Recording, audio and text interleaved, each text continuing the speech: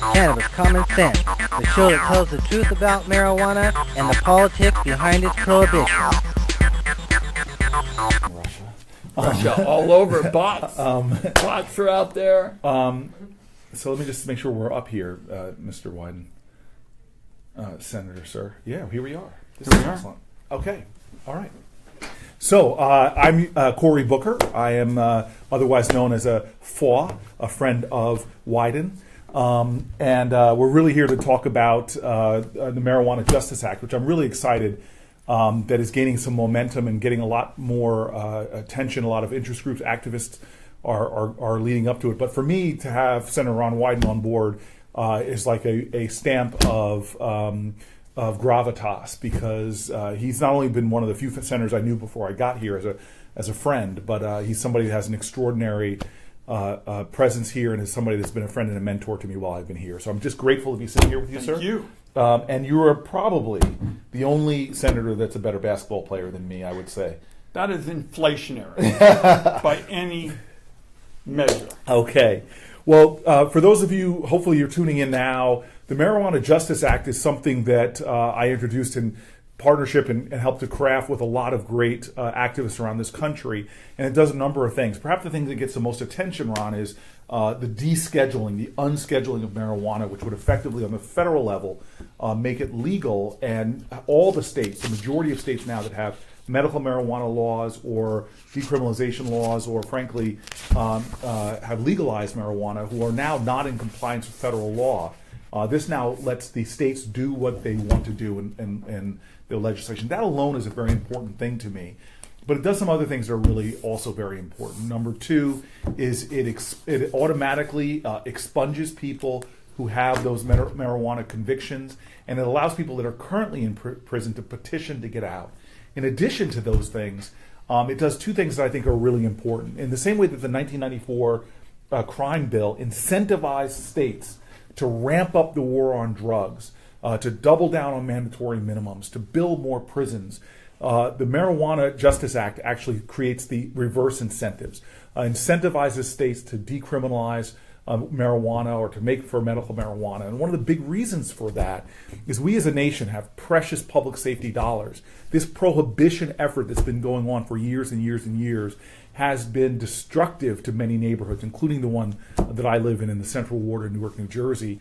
It's been targeting different communities differently. You have wild disparities in incarceration. If you just use race as one lens, there's no difference between blacks and whites for using marijuana or even dealing marijuana, but blacks are almost 4 times more likely to be incarcerated for it.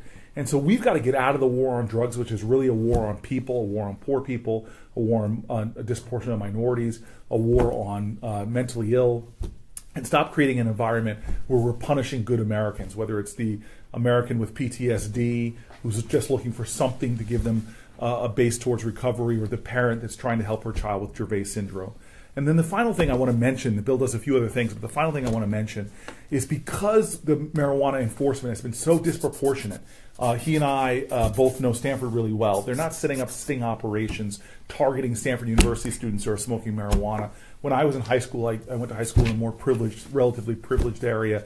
Lots of pot smoking, people doing cavalierly joking and the like. But that's not where marijuana enforcement was done. It was done towards vulnerable communities. And so what we do is, since it's really compounding, doubling down on destroying, frankly, but also debilitating communities economically, this creates a pool of money to reinvest in those communities. Communities, again, that have suffered disproportionately from marijuana enforcement. More and more people having criminal convictions, which we know, many of you know, is a life sentence. Because once you've got a criminal conviction, you can't get a Pell Grant, you can't get food stamps, you can't get many business licenses. It really focuses on rebuilding those communities, things like job training, things like education and more, to help to try to do the repair that the drug war has done. And so that's a general description of the bill. What I'm more excited about is to put the spotlight on my friend who is probably, have you slept at all in the last month or two? He is the James Brown right now of tax policy. You are the hardest working man in the tax world as one of our ranking leaders that's dealing with this atrocity that's been going through. We're not talking about tax policy right now. But if we were, he and I would be enraged. We probably, with this thing passing in the Jewish tradition, we'd probably rip our shirt because of the death march that seems to be coming with all this vote. But that's not where we're here. I think I'm going to quit while I'm ahead. Okay. Because I have now been described as a better basketball player than Cory Booker, which already has me with a serious career in the NBA, and apparently more appealing than James Brown. So there's not much I can do here, but I am really pleased to be here with my friend Senator Booker. We've known each other a long time, and it is great to be his senior partner. Yes. You know, my older daughter told me the other day, she said, Dad, there are 20-some senators that are older than you. And she said, Dad, are you in the only profession on earth where somebody your age is actually considered a pretty young guy?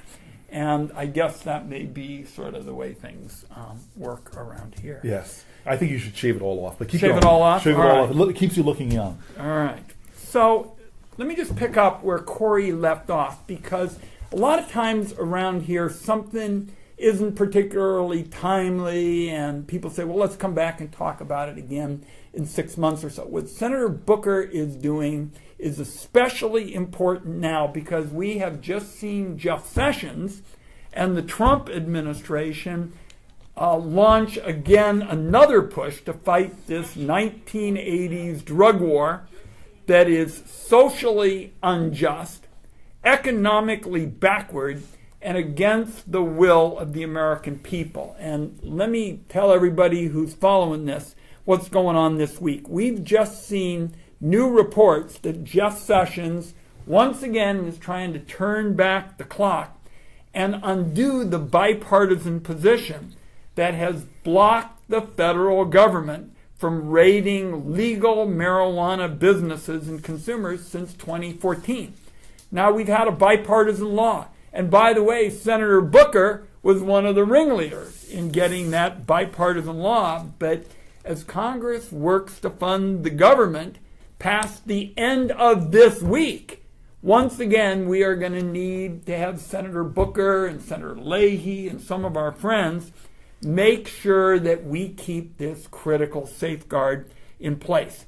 I'm from Oregon. Recreational marijuana is safe and legal, and people know that the federal government is just light years behind the times. And I think, Cory, one thing you and I have talked about that's important for folks that are following this is people say, well, this is probably the progressive states, and that's kind of the end of it. Well, voters of all political stripes are now speaking out about what Senator Booker and I and all of you are concerned about. Nebraska, Missouri, Mississippi have all decriminalized. Montana, North Dakota, and Arkansas all allowing medical use. And all of this exciting progress is taking place at the state level when Jeff Sessions is trying to take everybody in reverse and turning back the clock. So I want to just wrap up with a couple of comments about why Senator Booker is spot on with this new bill, and then talk about how it dovetails a little bit with some of our past work. I mean, the first is we know that people of color around this country are sitting in jail now for marijuana offenses that millions of Americans really did the same thing and are not faced with the same kind. Congress people. You got it. Senators. 2 of the last 3 presidents admitted to drug use far more serious drugs than marijuana. I've tried to tell Senator Booker that when he's logical, this place doesn't do logic all the time. It doesn't but do it well. He's right. Okay, so we've made it clear that I share his view about what this means for people of color. It's just wrong, wrong, wrong. Second, what the two of us are trying to say is that, in effect, you can have a win-win here. You can have more in investment in jobs. You can have more revenue for schools and essential services when, as I'm sure you're going to see later this week, the two of us are going to be at the ramparts trying to prevent cutbacks in some of those services. Third, the benefits of medical marijuana are enormously important, and we hope in the days ahead to pull a lot more veterans into this effort, particularly veterans who live in rural areas where we know that we haven't had the kind of preventive services as it relates to opioids. And by the way, we think that you ought to be doing a lot more research in this area as well. Let me wrap up by describing why Senator Booker's legislation is so important and how it fits with my plan. What Senator Booker is talking about is providing funding to the states, giving them the opportunity to invest in key social programs, make or break programs like job training, health education, these kinds of services, and of course, as he mentioned, descheduling and retroactively expunging criminal records. What I try to do is basically the kind of work that I can do as the ranking Democrat on the Senate Finance Committee, where we have the ability to deal with controls on tobacco and alcohol and the kind of stuff that you associate with regulations. So what we're talking about here are plans that are very much of a complementary fit. And we're going to continue to pursue both of those approaches. I also want to make sure, as the two of us have talked about, that people who have marijuana businesses could get access to the banking system. So we put that in our bill. And heaven forbid, we think that the tax code ought to apply to everybody. So if your state votes to legalize, we don't think that Jeff Sessions and the federal government should deny you opportunities to equal tax treatment. So it's going to take a lot of work at the grassroots level for the community to catch lawmakers on Capitol Hill up to where the public is with respect to marijuana. But I'll close with one last point. And nobody rallies folks like my friend Cory Booker. But I'll tell you something. I know enough to know that political change doesn't start in Washington, D.C. and trickle down. Amen. It's bottoms up. It comes from the grassroots. We're starting to see close to half of the American people have already voted to legalize. So we want you to be loud. We want you to be outspoken. I want you to support Senator Booker's legislation. I am thrilled to be the first to co-sponsor it. There are going to be plenty of others. And what he's doing and what I've been doing really dovetails. Yes. So I'd like to go right to questions. We've got a little bit of time before we're running this. Literally thousands of people have logged on to view this. So we're going to invite some questions here. This is going through too fast on mine for me to even catch the questions. But we've already got some as well. Senator Wyden, why have you not shaved your head like Cory Booker? No, that's not a question. That might be my question, but we're going to go ahead here. What about if we were to stop privatizing prisons and jails? That's kind of a... I'll take that one, Yeah, go Cory. ahead. It's on you. I really appreciate that question. As I mentioned, I'm the senior Democrat on the Tax Writing Committee. I think these tax subsidies for building private prisons are just exactly what we don't need in this country. So I've introduced legislation. I hope we'll be able to get more sponsors for it. Urge you to talk to your member of Congress. But we ought to, at a minimum, take away the federal tax subsidies for private prisons. We're going to have to take on the Trump administration because everything I can gather is that they're pretty close to the lobby for private prisons. But we all ought to be all in on this fight because it speaks directly to what Senator Booker is talking about, which is coming up with some fresh policies that are no longer so unfair and so inequitable to people of color. And you know, I just saw a question when I was there. It's not one of these that are staff. These are the sanitized questions. I saw one from the raw feed over here where a person just said, hey, I'm all for this, but I'm really worried that suddenly it's going to be taken over by big pharma and big conglomerates. And I wonder what you're seeing in Oregon, because I'm concerned about, I kind of like the small business feel of this. I've been one of those folks that's saying it's unfortunate. This is why expungement in the bill is so important to me, is because a lot of people are being stopped from getting these small business licenses because they've before been arrested for marijuana, disproportionately also people of color, so that seems to bake in the injustices. But I'm curious to you, because again, he just casually said that he's the ranking member on the Finance Committee. I predict the future chairman of the Finance Committee, and this is he's looking at our economy as a whole, seeing a lot of these trends of consolidation. Do you worry about the marijuana business in Oregon becoming the purview of large pharmaceutical companies or large businesses as opposed to what you're probably seeing now, which is a lot of small businesses thriving?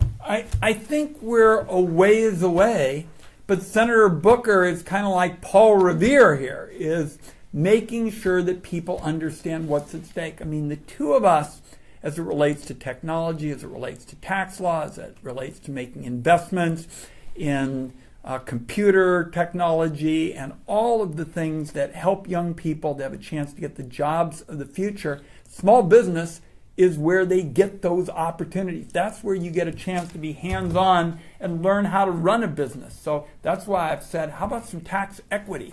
Why in the world, if you have one of those small businesses that Corey's talking about, why shouldn't you get the same tax treatment as somebody who's running another business? So in effect, small marijuana businesses get hit twice. They don't get the same tax breaks that big businesses get generally. And then when the voters of a state legalize something, the marijuana business doesn't even get what another small business might get.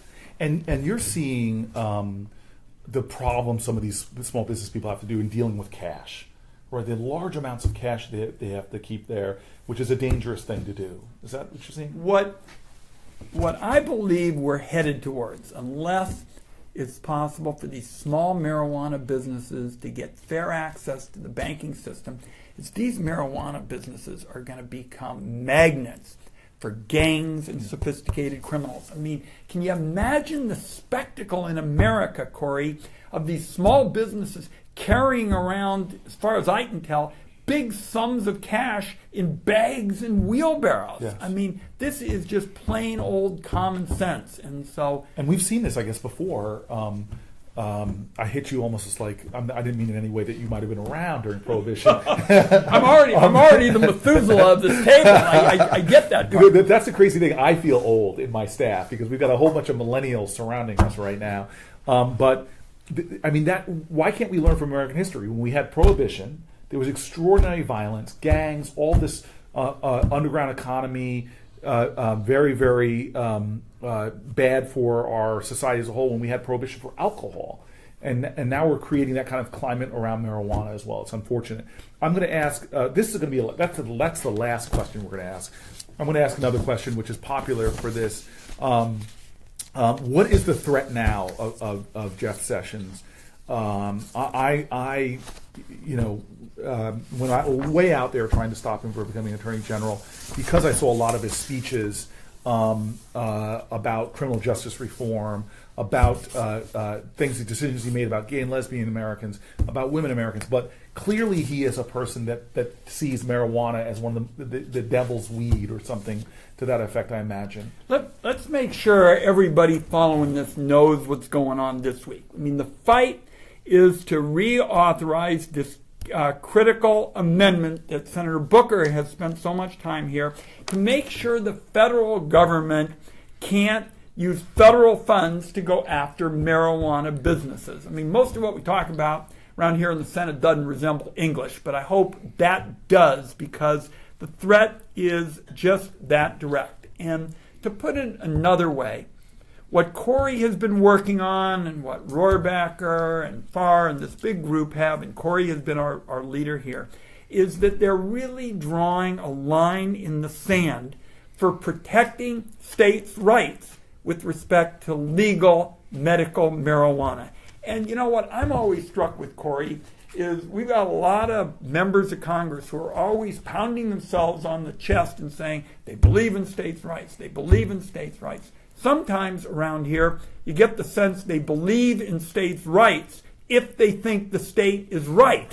And sometimes you really get that sense with Jeff Sessions. We've had this amendment since 2004. The Justice Department can't use federal funds to interfere with state programs dealing with legal medical marijuana. And the last thing you ought to do is jam it in to something that is going to be rushed through this week. We're talking about the annual kind of spending bills. So we're going to pull out all the stops, led by Senator Booker and Senator Leahy here in the Senate, to make sure that, frankly, we write into black letter law permanently what my colleagues have been working on, rather than having another effort to defend with a rear guard action progress that we thought we had nailed down with respect to medical marijuana. And so I have two last questions, and we'll cut it. Your staff's starting to give me those looks. I've been threatened by ducks and beavers before. They're vicious animals. But I was also a cardinal. Yeah, I know you were a fellow Stanford guy. You and I both owe an allegiance. Ducks first, but Stanford next, except against Oregon and Oregon State. And Rutgers. And Cal State Barbary. Okay, so two quick questions for you. And by the way, that Jeff Sessions threat that's happening right now, we want to keep him from being able to use money to go after state legal usages of marijuana. But these are the last two quick questions. One is, I think there's a lot of, you're the ranking Democrat on the Finance Committee, very big position, but you see the horrible revenue problem our federal government has. We already have multi-trillion dollars worth of debt. We're about to do a tax bill that's about to blow that even wider. Pressure on local governments, pressure on state governments. What are you guys seeing in Oregon in terms of you're regulating marijuana and you're taxing marijuana?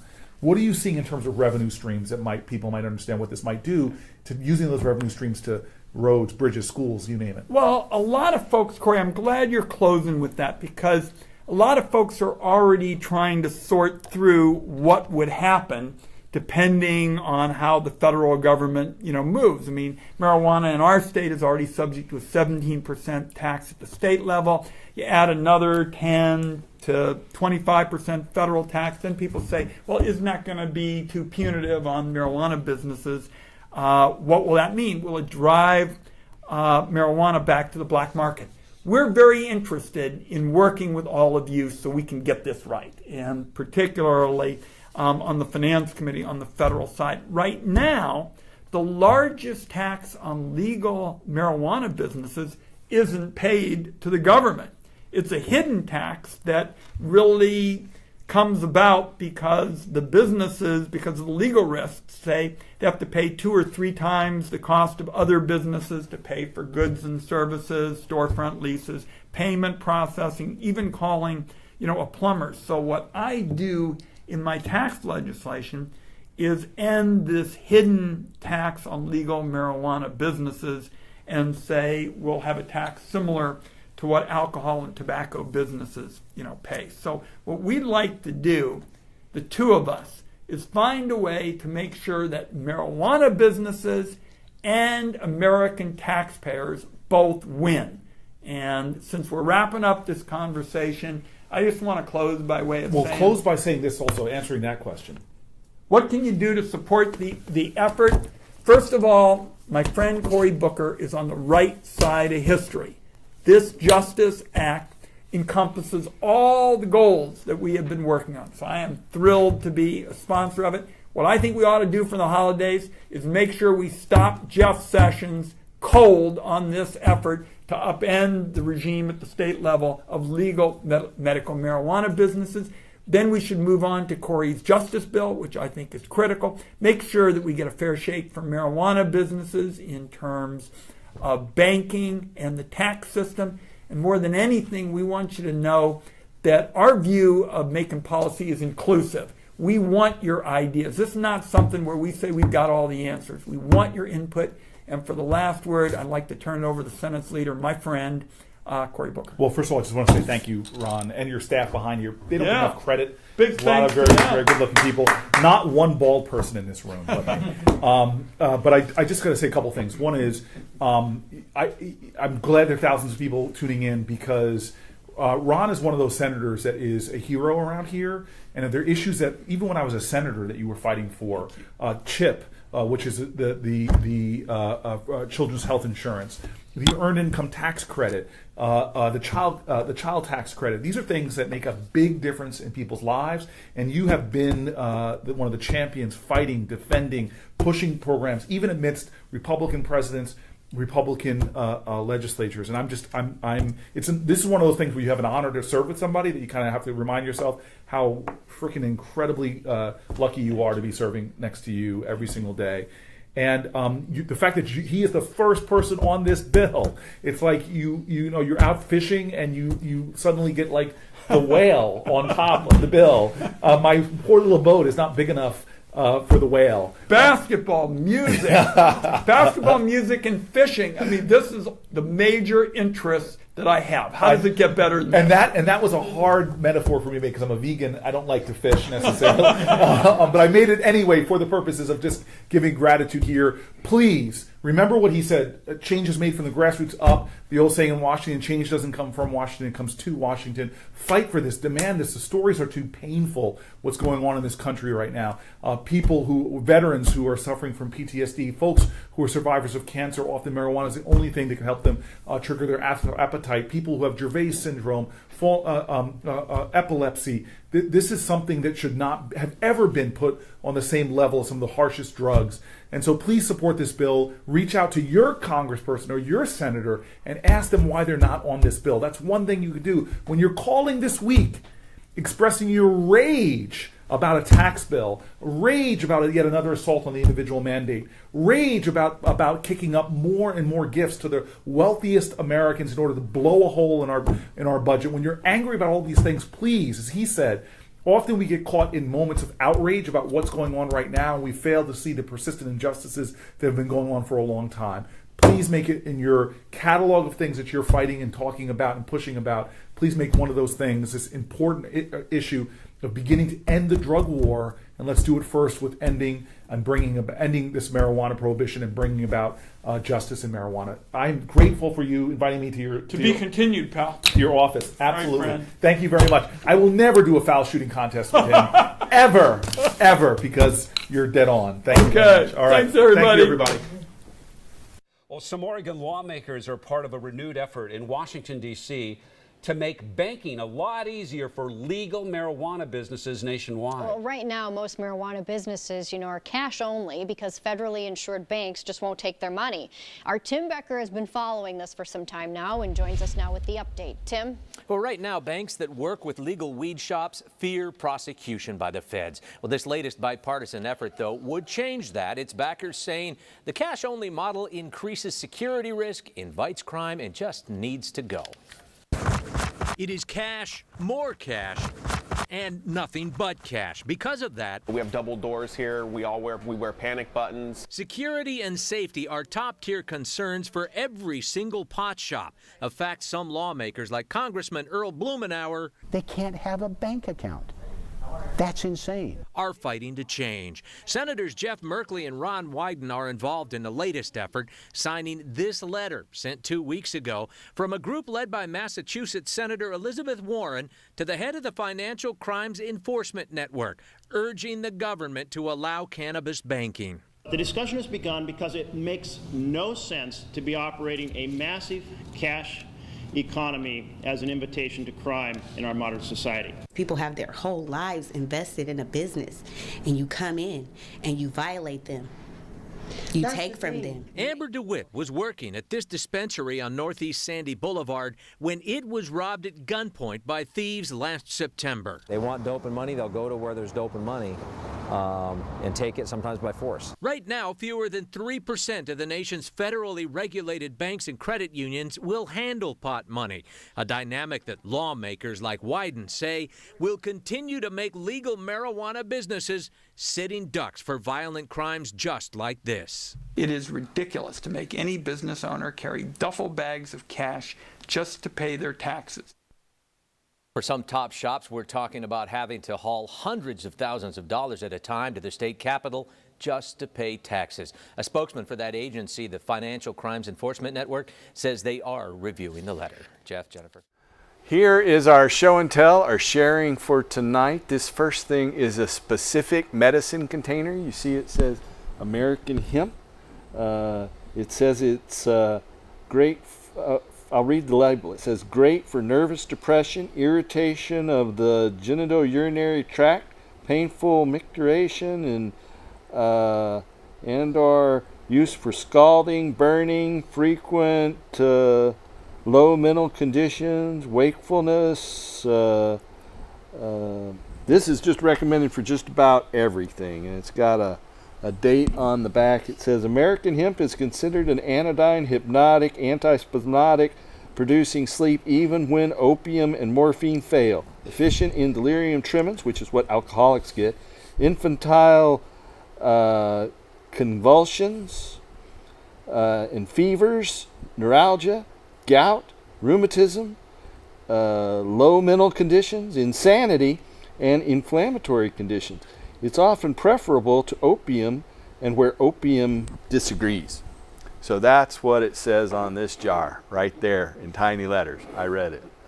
Then this one is from a currently operating company, Park Davis. This is in solid powdered extract. And you see it has about half of the containers are still in here. This is from 1910. It says Indian Cannabis on this little label in the back. And it's a Park Davis product produced in Detroit, Michigan. It is powdered hashish, or keef we often call it, but they call it powdered extract of cannabis. Right next to it is another powdered extract of cannabis. Let's get it away from the leaf a little bit. There we go. Oh no, back the other way. There, that's better. So this one's from Eli Lilly, and I have a series of Eli Lilly products here that are going to the Cannabis Museum in Athens, Ohio here in short order. But this is a specific powdered cannabis product. Then right next to it from the Merrill Company is also a powdered extract of cannabis. All three of these jars were made to hold 1, 2, 3, an ounce of cannabis. In fact, this one even says right on the back, 1 ounce. So you can see this one's empty. This is the only one that has some of the contents in it. Right next to it here, maybe you can close in a little bit on that. This is chlorodyne. Chlorodyne was a medicine for pain and sleep, and it's also from Eli Lilly. It is cannabis, morphine, peppermint, chloroform, and caspicum. So this has a lot of different things in this chlorodyne from Eli Lilly and Indianapolis. And so it was used for pain and spasms. And so it, like again, I said again, it has morphine, cannabis, capsicum, chloroform. This stuff will just knock you out, basically. Then right next to it, we have another Eli Lilly product, cannabis tincture number 17. Eli Lilly, Park Davis, these guys each had over 24 different cannabis products that were slightly different in the extracting agent and the contents and concentrations. So this was their number 17 cannabis tincture. Right next to it, here we have number 96. You see it says poison. They thought it was poison for a while. This bottle is from the 1880s. They thought you could overdose on it. Well, it was 1 ounce of cannabis extract in 9 ounces of alcohol. That's what it says on there. So this is a number 96. And right here next to it, a little bigger version of number 96, again from about 1905. About 110 years old here. And so then right next to it we have one from 1870. And this one is particularly interesting. It has a label here on the back. It isn't in real good shape. This is Cannabis Indica USP. On the back of it here, it says, not poisonous according to the best authorities, though formerly regarded so. It's an antispasmodic, analgesic, anesthetic, and narcotic.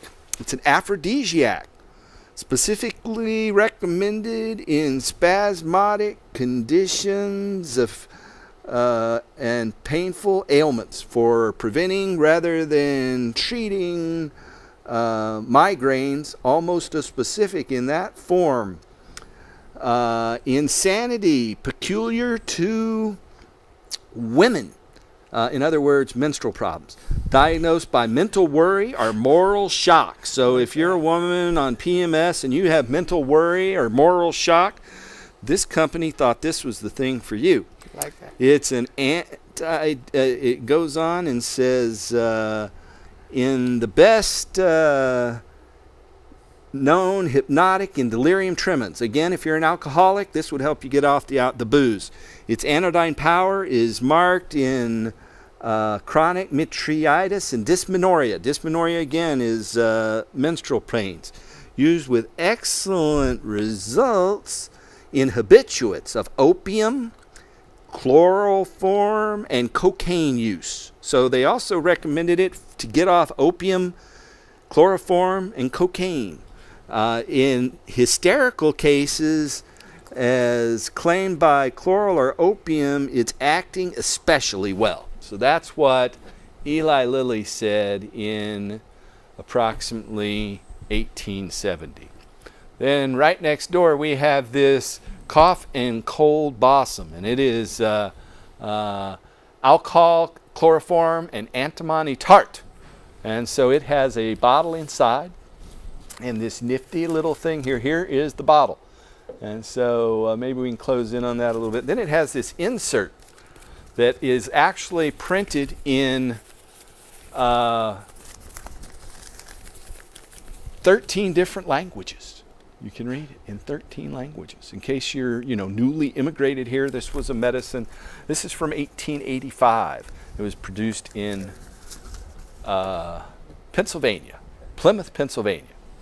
Right next to it, we have our regular hemp flame of freedom. This is hemp seed oil with a hemp wick. This is next week's wick right here, folks. And this is some raw hemp oil.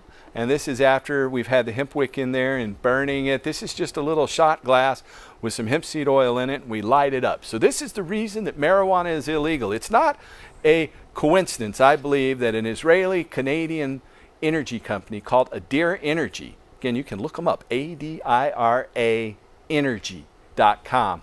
This Israeli-Canadian oil company, I've been talking for years that the only reason that marijuana is illegal isn't really about drugs, it's really about money and power and the continued centralization of economic and political control. And it's specifically about energy and fiber. So these are the reasons marijuana is illegal. They don't want us to have this naturally centralized resource. They want us to have to buy it from them. Does that sound familiar to you?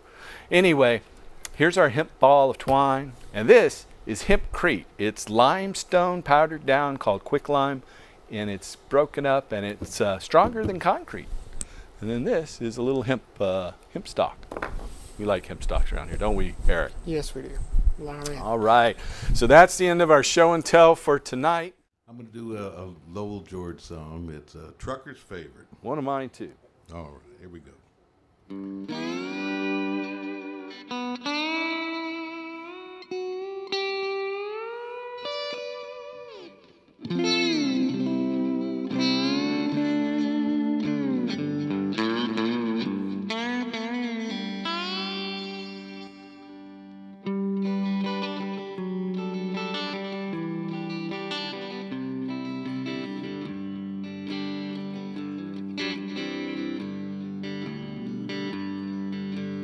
Warped by the rain, driven by the snow, drunk and dirty, don't you know that I'm still, Lord, I'm still. Out on the road late last night, I seen my pretty Alice in every headlight. Alice,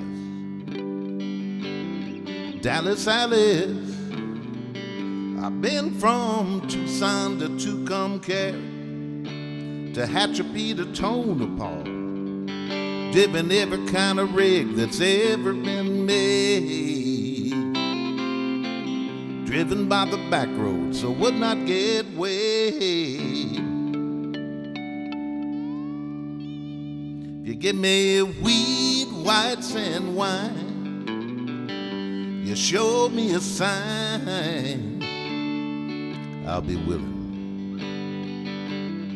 to be moving.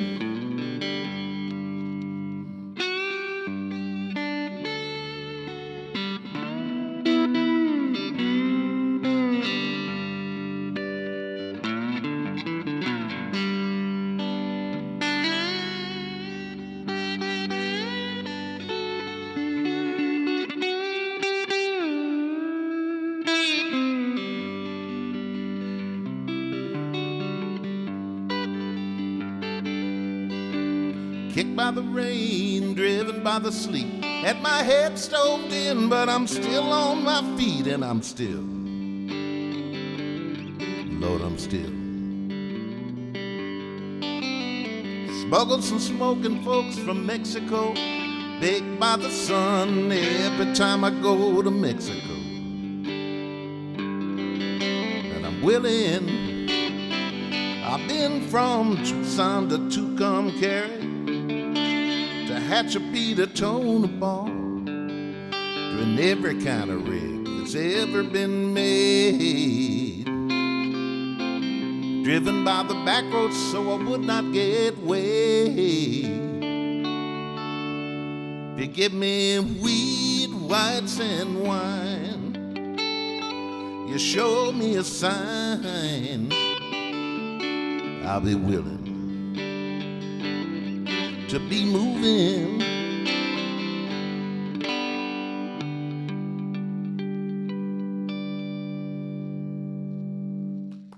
What kind of response did you get when you went public? Did you get harassed? Did the police department come down on you? It was amazing. The way I describe it, and have described it for many years, is it rained marijuana on our house. Wow. The article that I read about finding it on the doorstep and I laughed, was totally true. We found it in brown paper bags on our doorstep. We got it through the mail, postage paid. We also got it in the mailbox. We live in a rural area and we have a rural mailbox. Found it in the mailbox, found it on the back porch, and had many people deliver it to us. Wow. Okay, and we'll be right back after this. We're talking with May Nutt today, and May, now what I understand is that you began a crusade in your state to re-legalize hemp for medical purposes that brought forth on October 10th, 1979, a history-making policy within your state. Isn't that correct? That's true. Could That's you true. share that? We, when we decided to go public, we decided that we needed to be legal. And so we contacted the legislature to see if there was a possibility that Michigan could do this, and found that someone else had been there before us, and it was in the process. So we joined the process. Keith went with us in early October. And then again, late in October, he was very ill, and we went without him. And it went 100 to nothing in the Senate, and I've forgotten what the count was in the House. But yes, indeed, it did go. And now, does that mean that in Michigan, if the people can start using it for medical purposes? Doesn't mean that. Once the bill is passed, then it has to be signed. Okay. And it was signed on October 22nd, 1979, by the Lieutenant Governor of the state of Michigan, and that was the day our son died. So, I have to get my breath. He never received legal marijuana. And then after that, it was over a year before the state received the marijuana. The federal government stands in your way, and they're not cooperative. But Michigan and 33 other states did pass marijuana laws, and indeed the area we live in received the marijuana. In fact, I received it personally from the state. And the doctor that took care of Keith had encouraged me to work on the legality of it, and he got a license. And as time went on, he said to me, May, I can't do this anymore. And I was hurt. And now, from what I understand, too, not only was the government slow in getting the hemp, the marijuana into the state, but during this time while it was coming in, you were also getting hemp to other patients and other people within the not community. after it got legal. Okay. Not after it got legal. Before it got legal. When Keith died, we had a great deal of marijuana. Okay. And I knew what it would do, and I would not throw it away. Okay. And I did not play games about it. And yes, then the doctor said to me, he would send me patients, I used to call them our patients, and say, you know, if someone was saying, doctor, I'm going to quit, dying can't be worse, and he would send them to me. And well, now, didn't you feel like you were breaking a law? Now, I understand that people of your generation have an ingrained thought when it comes to hemp, to marijuana. Brainwashing, it's called. Yeah, that because it's illegal, it shouldn't even be discussed, let alone considered. And now yet you're... Okay, I'm in a different category. Yes, it's illegal, and I frowned on my children using it. But we're talking about life and death. We're talking about people. It's not even a quality of life, which is important, but it's life and death. And people, there are many people who will die, and I know of several who have survived because they were able to use marijuana. A dad told me just this year, that his son had cancer, and he refused to take the treatment. And so one of his buddies got him stoned, so he was so happy he really didn't care what he was doing, unaware that it could help the nausea. And so he continued his treatment, and the young man is alive and well today. Now, you shared with me that there was a Vietnam vet who was paralyzed. I talked to him this year. And could you tell that? Okay, he's a representative of disabled veterans in Southern Illinois.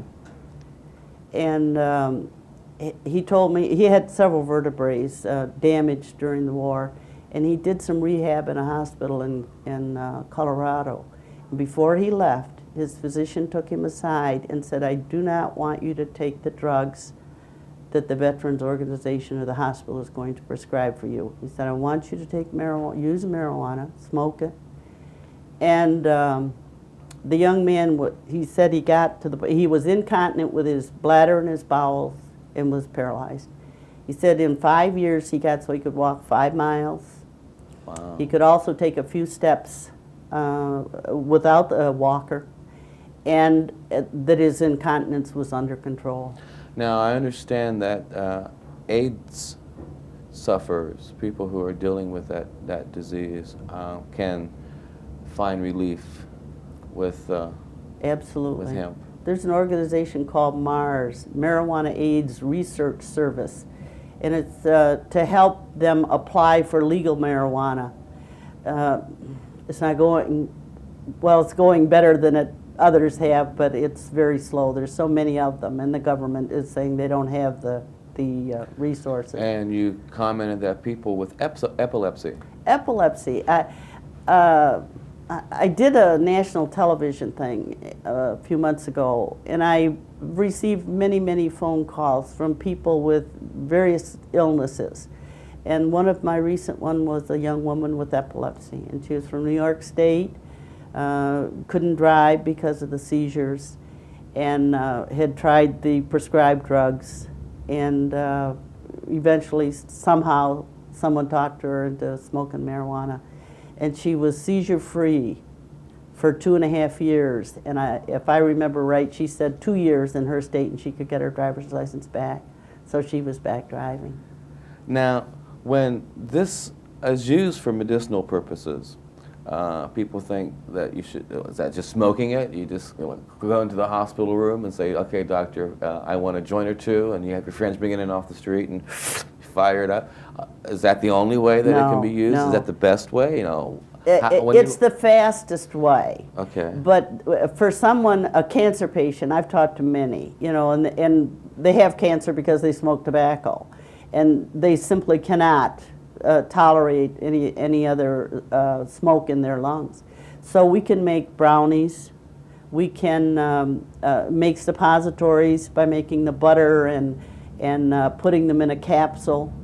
And the nurses told me for children, poke holes in the capsule so that you don't have to wait quite so long for the capsule to dissolve before the ingredients get in the bloodstream. And also tea.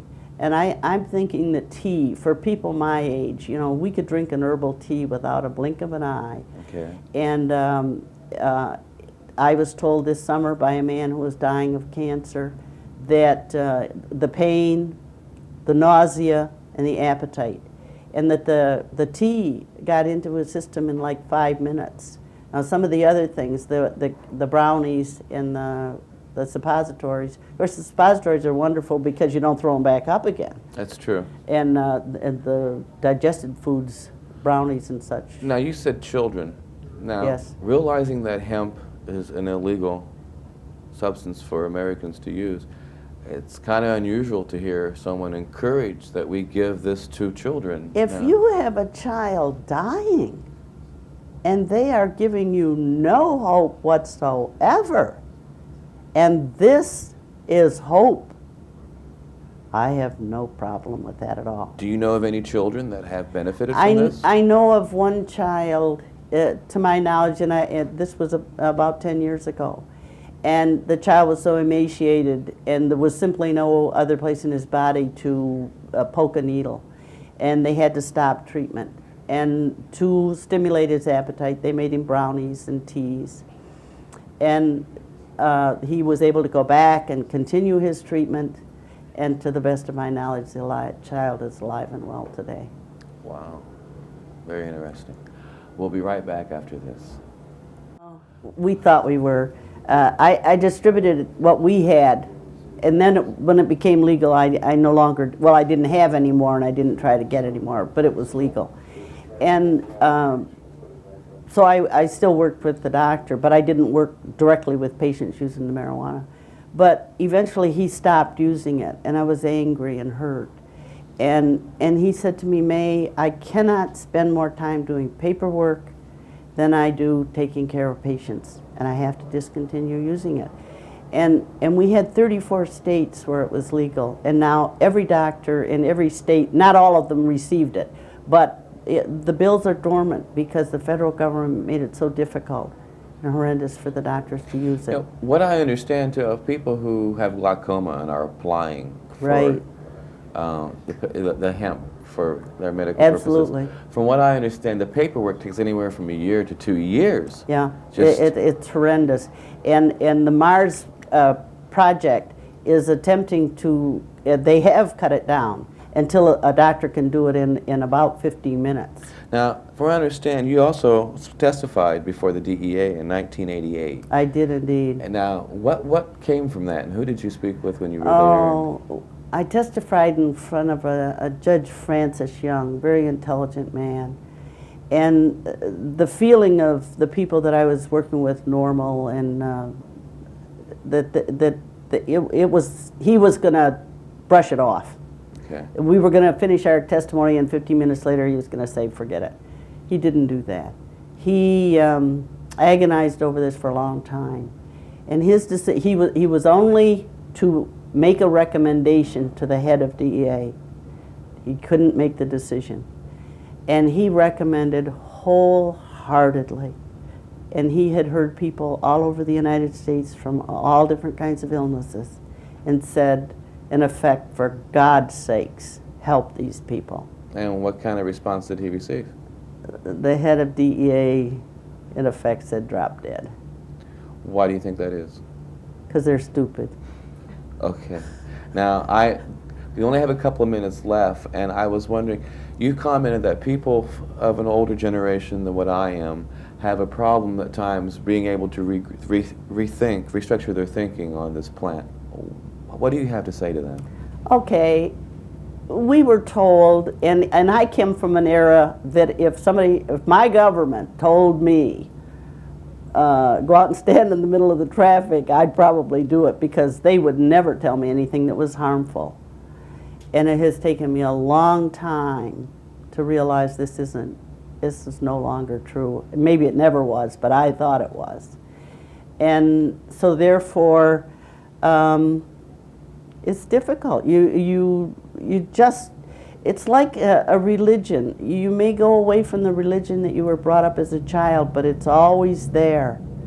And I'm not sure that I would ever be able to smoke a marijuana cigarette. Okay, now you've talked about Mars, and there's probably a variety of people who are watching this show who'd like to have the chance to find out more about your organization, or the organization, Mars.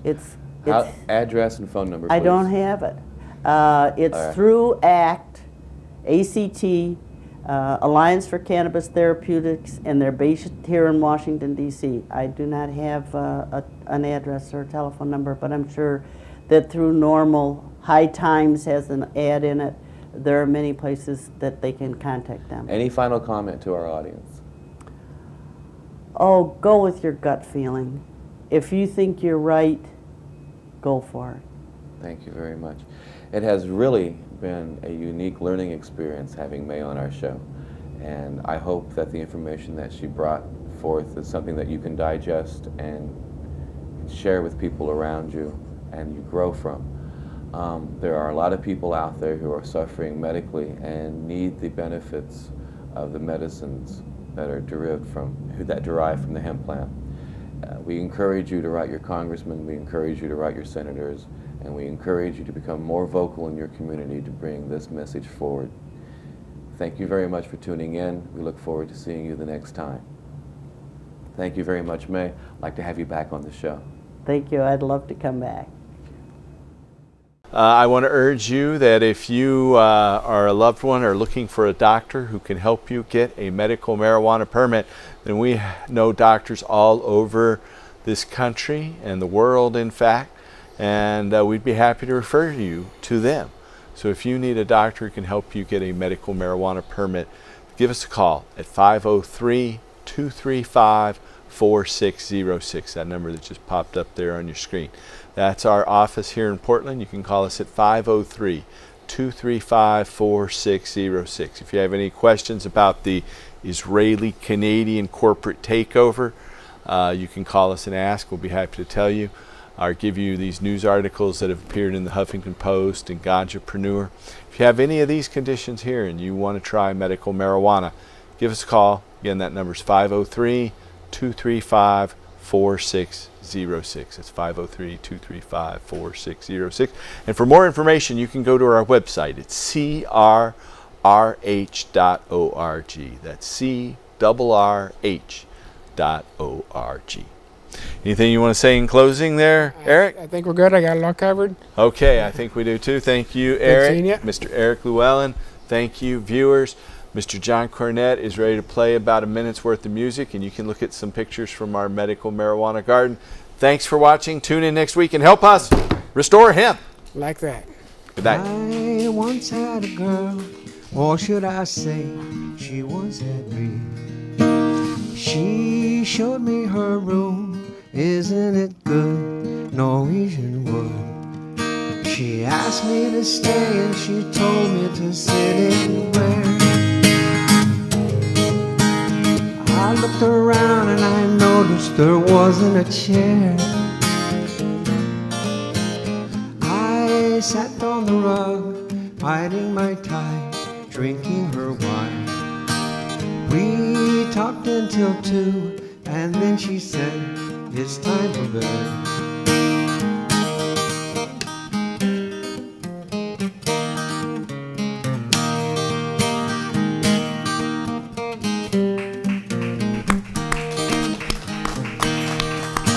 She told me she worked in the morning, started to laugh.